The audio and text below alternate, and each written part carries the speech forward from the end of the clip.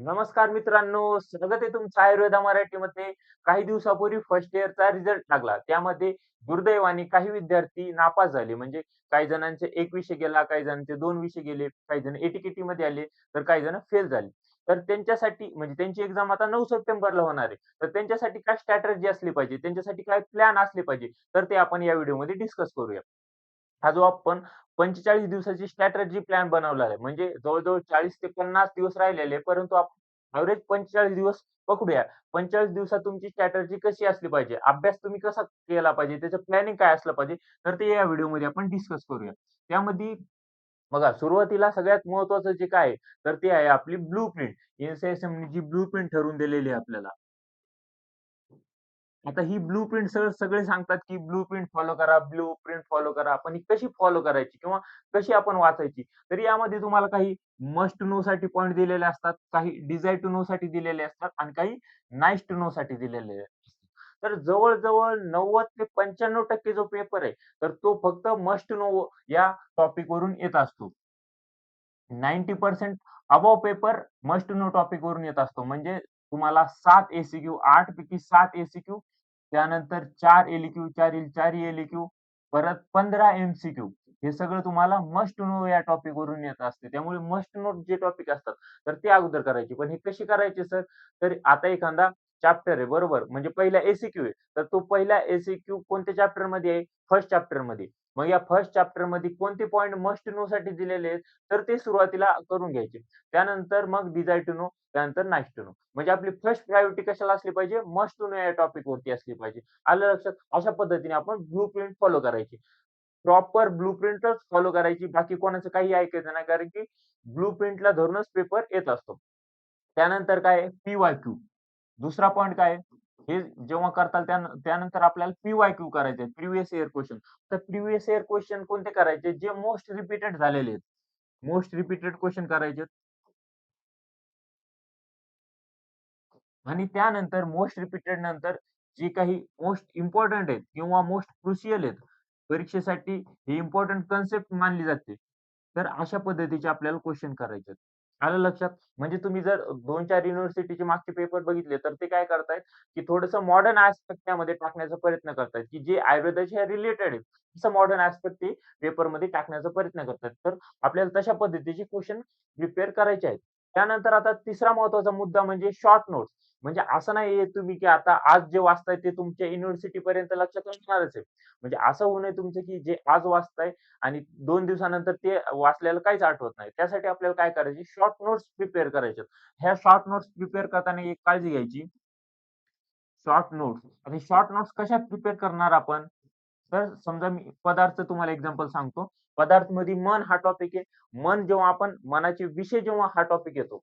आता मनाचे विषय. मनाचे विषय किती आहेत? 5 आहेत बरोबर. कोणते? चिंत्य, विचार्य, ऊह्य, ध्येय, संकल्प.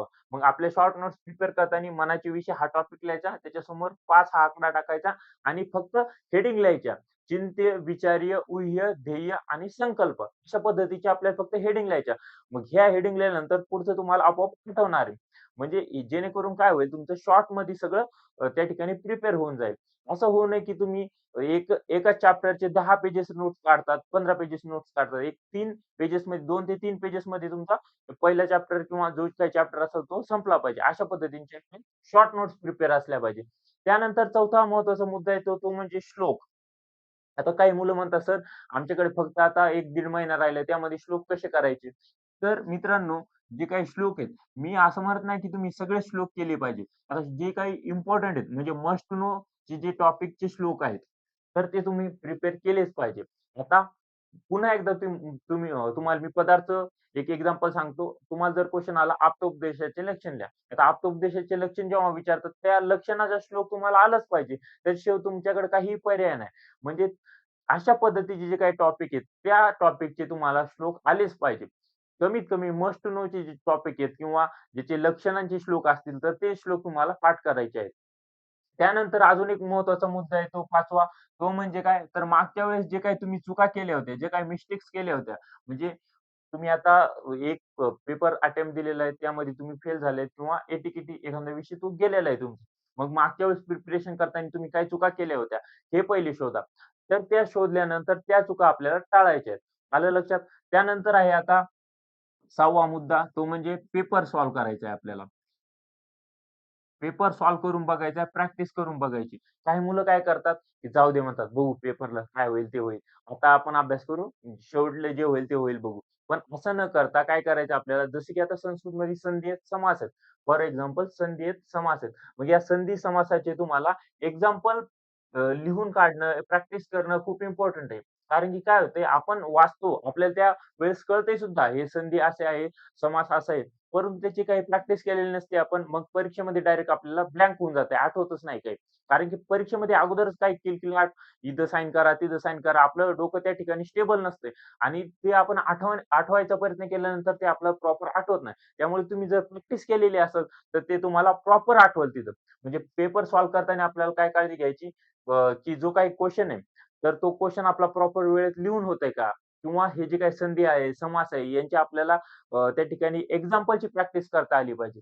आलं लक्षात? हे झालं पेपर सॉल्व्ह बद्दल. आता हीच आपण काय करतोय, की आयुर्वेदा मराठीने आपला संघर्ष बॅच लॉन्च केलेली आहे. रिपीटरसाठी कोणती बॅच लॉन्च केलेली आहे? संघर्ष.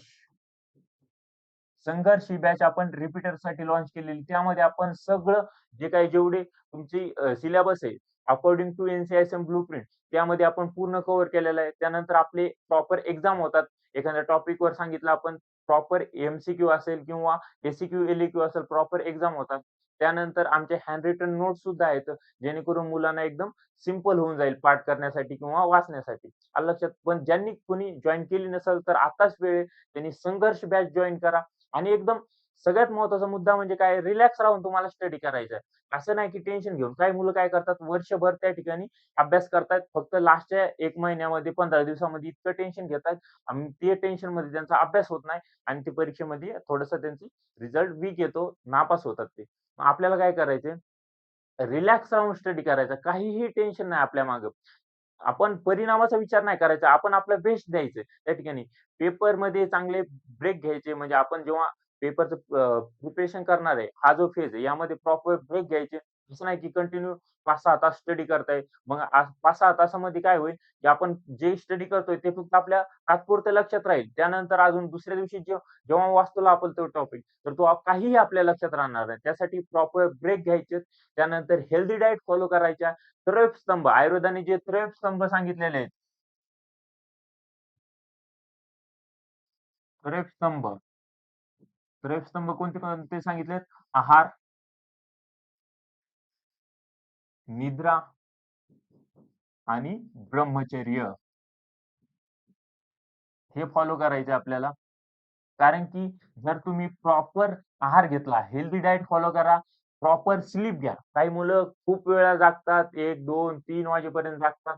असं करू नका. मग तुमचा रात्री अभ्यास होत होत असेल तर तुम्ही त्या कन्व्हिनियन्समध्ये करू शकता. पण प्रॉपर एक 7 हॉर्सची स्लीप तुम्ही घेतली पाहिजे, जेणेकरून तुमचा माइंड फ्रेश होईल. त्यानंतर हेल्दी डाएट फॉलो करा. त्यानंतर स्टे हायड्रेटेड, पाणी व्यवस्थित पीत राहा. बाकी रिलॅक्स राहून स्टडी करा. All the best. थँक